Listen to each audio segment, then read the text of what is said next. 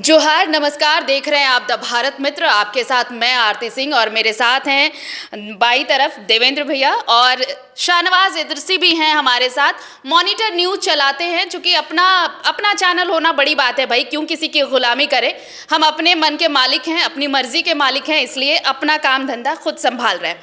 चलिए, ये सब बातें होती रहेंगी, लेकिन इस वक्त जिस मुद्दे पर चर्चा के लिए हम एक साथ बैठे हैं वो है जातीय जनगणना। कहते हैं कि जाति है कि जाति नहीं, और हमारे देश में तो खासकर। और ये नैरेटिव पहले से जो चल रहा था, आज से 10 दिन पहले की अगर हम बात करें तो जो चल रहा था केंद्र सरकार की तरफ से, बीजेपी की तरफ से, वो अब बिल्कुल बदल चुका है। चर्चा ये हो रही थी कि पहलगाम में आतंकियों ने हमला किया, 28 लोगों की जान चली गई, तो क्या भारत इसके खिलाफ कोई एक्शन लेगा?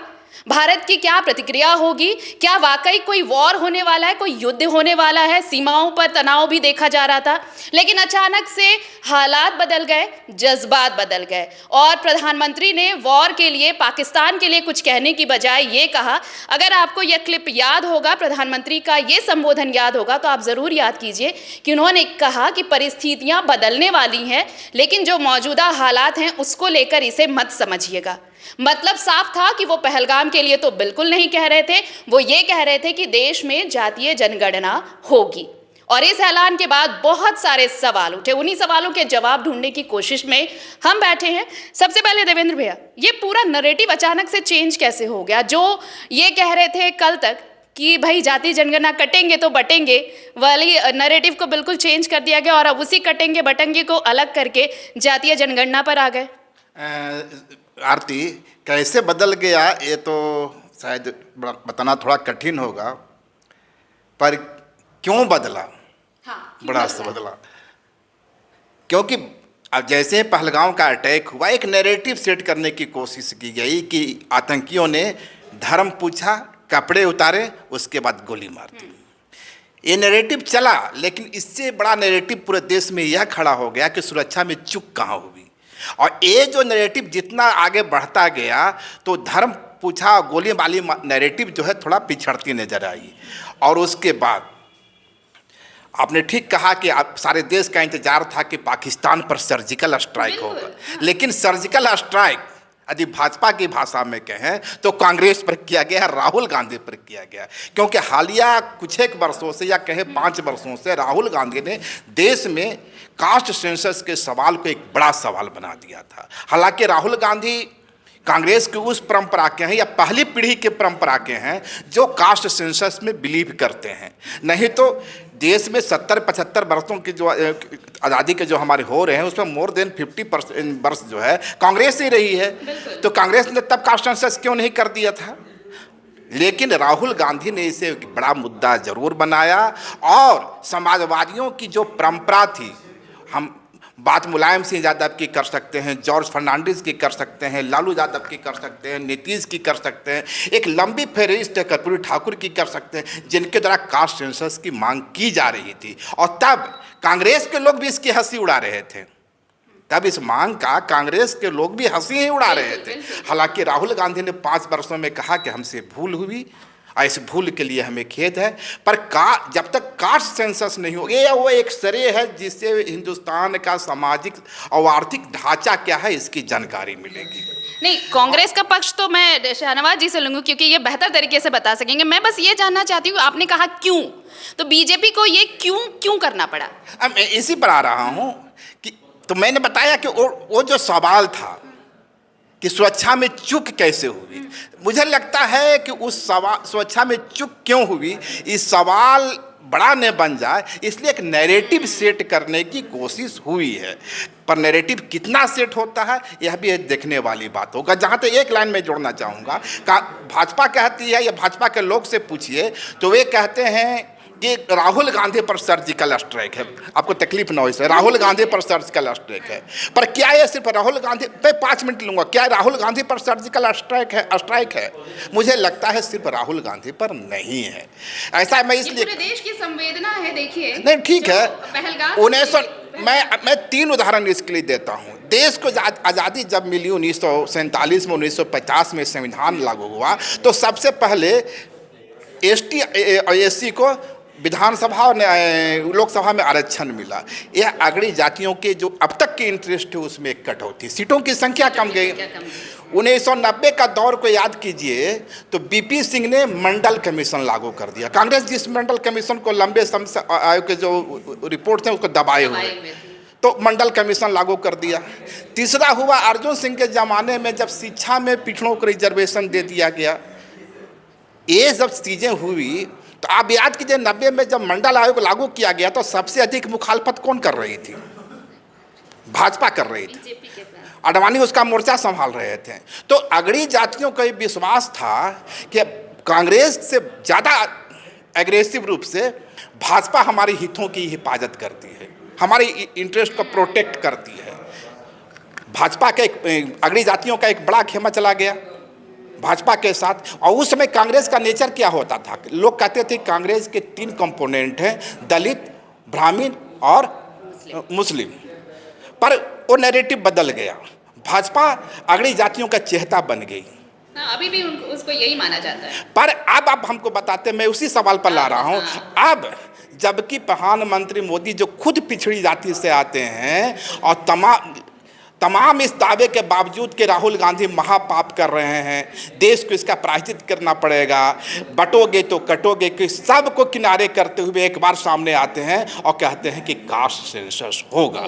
तो कास्ट सेंसस कांग्रेस के हितों पर सर्जिकल स्ट्राइक है या अगड़ी जाति के हितों पर सर्जिकल स्ट्राइक है? अगड़ी जाति को यह भी सोचना पड़ेगा। और सामने बिहार का चुनाव है, बिहार के किसी भी पत्रकार से बात कर लीजिए, किसी भी आम बुद्धिजीवी से बात कर लीजिए, वे कहते हैं कि अब मुझे भाजपा के साथ जाने की क्या ज़रूरत है, क्यों कांग्रेस और भाजपा तो इस मोर्चे पर एक हो गई।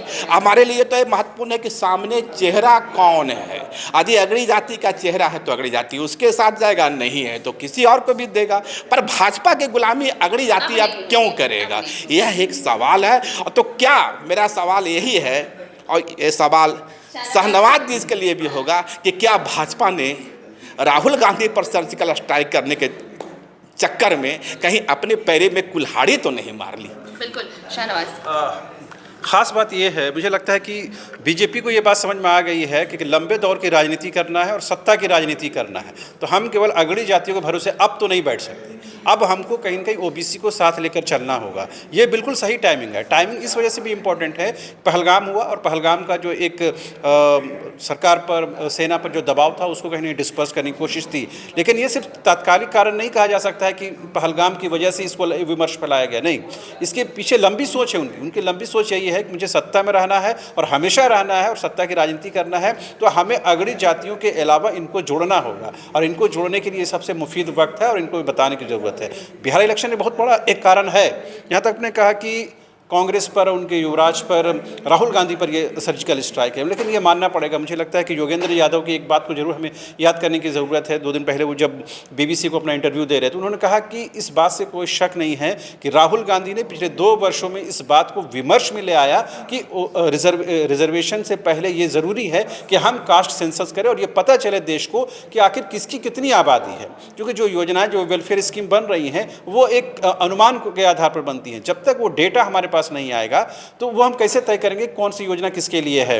योगेंद्र यादव ने एक और बहुत अच्छी बात कही, क्योंकि वो सेफोलॉजिस्ट भी रहे हैं। उन्होंने कहा कि अभी तक हमें ये पता है कि जो ओबीसी का जो की आबादी है वो 27% रिजर्वेशन उनको मिलता है, लेकिन इस सेंसस के बाद उनके तरफ से ये डिमांड बढ़ने वाली है कि मुझे 27 से ज़्यादा चाहिए, क्योंकि ये जो डेटा आने वाला है 27% से ज़्यादा आने वाला है। तो ये कहीं ना कहीं अब बिल्कुल बदलने वाला है। और ये सिर्फ कांग्रेस पर नहीं, आपने सही कहा कि बीजेपी ने कहीं ना कहीं अपने लिए भी चैलेंज खड़ा कर दिया है। जिस तरह की वो अब तक की राजनीति करते रहे हैं उसको भी चैलेंज होगा, लेकिन उसका सबसे पहला जो लिटमस टेस्ट है वो बिहार में हो जाएगा। मुझे लगता है बिहार के चुनाव का इंतजार करना चाहिए, उसके आउटकम का इंतजार करना चाहिए। लेकिन एक सवाल है मेरा शहनवाज आप ही से, जैसा कि देवेंद्र भैया कह रहे थे कि ये सर्जिकल स्ट्राइक हो, लेकिन इसको अगर हम बहुत आम भाषा में लें तो ये कह सकते हैं हम कि जिस मुद्दे को अब तक राहुल गांधी ने सबसे बड़ा मुद्दा बना दिया, जातीय जनगणना, और इसी को लेकर के देखिए देश भर के जितने विपक्षी खेमे के लोग थे सबको एकजुट भी किया, एक मंच पर वो लेकर आए, और ये सबसे बड़ा मुद्दा कांग्रेस के लिए था। राहुल गांधी ने इसे मुद्दा बनाया। क्या इस मुद्दे का, जब बीजेपी ये कह रही थी एक रहोगे तो सेफ रहोगे, कटोगे तो बटोगे, ये इस इस चैप्टर को अलग रखा, चैप्टर अलग नहीं रखा बल्कि वो चैप्टर ही फाड़ दिया।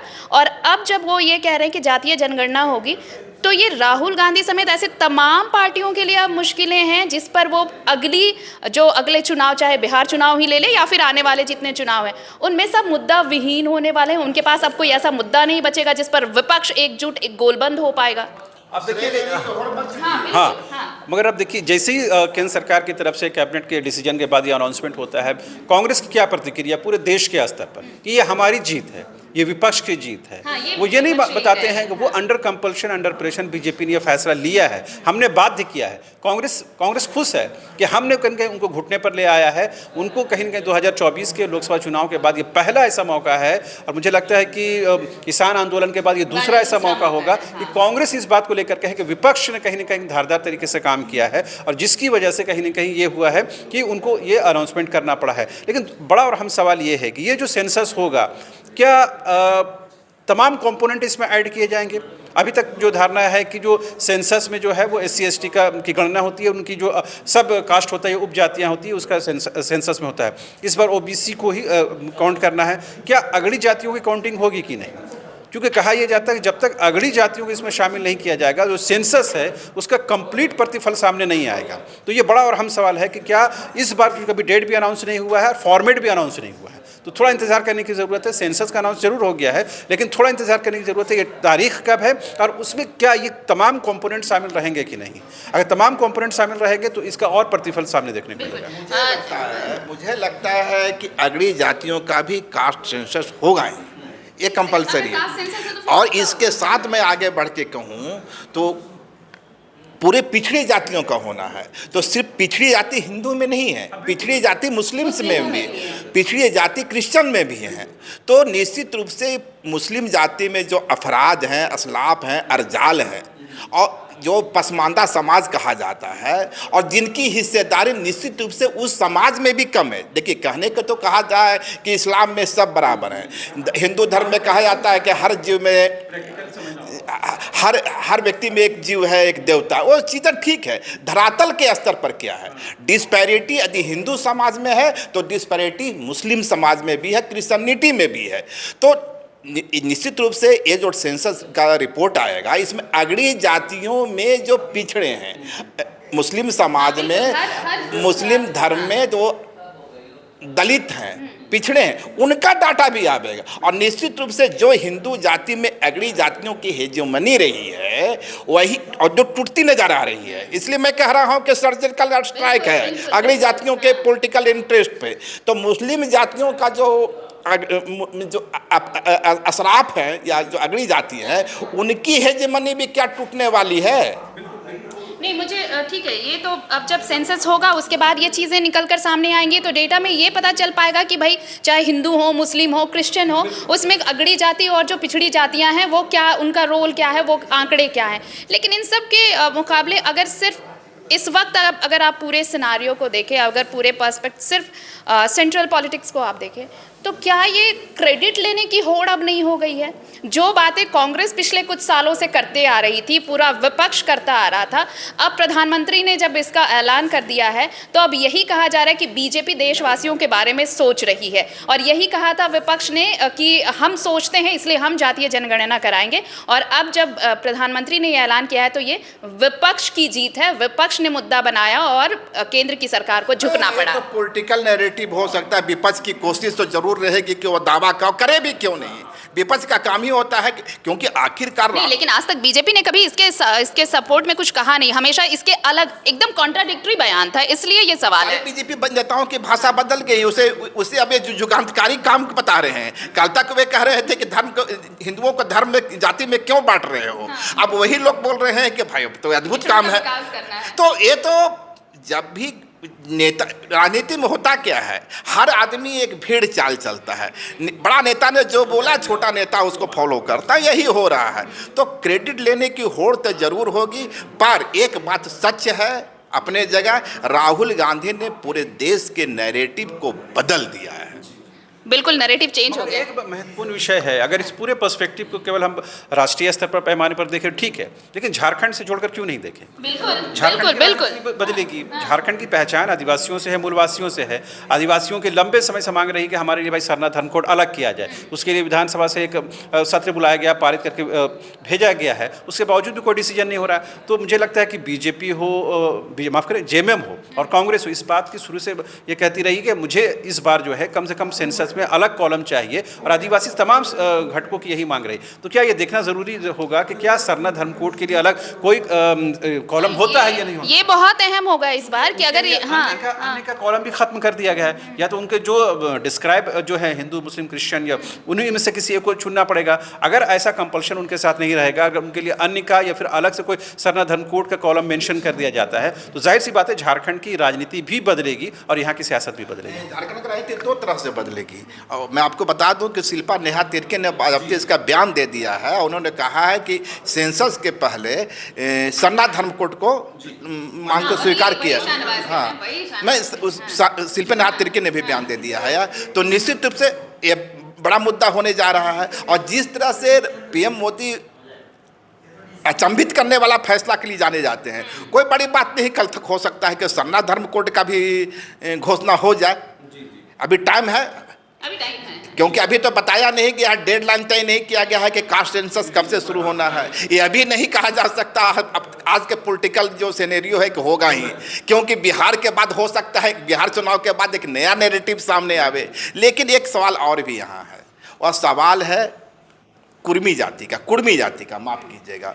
उनका दावा रहा है कि वे आदिवासी हैं। वे अपने को कहते हैं कि मैं गैर सरकारी आदिवासी हूँ, है ना, अघोषित आदिवासी हूँ। मुझे आदिवासी का दर्जा नहीं चाहिए। आदिवासी तो मैं ही हूँ, मैंने आदिवासी बनाने की जरूरत नहीं, आदिवासी तो मैं ही हूँ, दर्जा घोषित कीजिए। बड़ा सवाल यह है कि यदि सरना धर्म कोड की घोषणा हो जाती है, जैसा आप कह रहे हैं और मुझे भी लग रहा है, तो एक कुर्मी जाति के लोग अपने को सरना धर्मी लिखेंगे या हिंदू लिखेंगे। और यदि सरना धर्मी लिखेंगे तो इस झारखंड में सरना धर्मियों की संख्या में अचानक से 20 से 25, कम से कम 15% बढ़ोतरी होगा। उस हालत में झारखंड की तस्वीर फिर क्या होगी? ये तब तस्वीर बदलेगी जब सरना धर्म कोड का कॉलम आएगा। देवेंद्र भैया, अगर कॉलम नहीं आता, क्योंकि अन्य अब रहने वाला नहीं है, अन्य तो होगा नहीं, या तो आप क्रिश्चियनिटी चुनेंगे या हिंदुज्म चुनेंगे, यही दो ऑप्शंस बचेंगे। लेकिन अगर विरोध होगा, और अगर तब सरकार के पास अब एक यही ऑप्शन बचेगा कि उन्हें ये कॉलम ऐड करना पड़ेगा। और इसलिए जो इतने दिनों से मांग करते आ रहे हैं कि सरना धर्म कोड लागू किया जाए, अब उनकी उम्मीदें बढ़ेंगी इस बात से।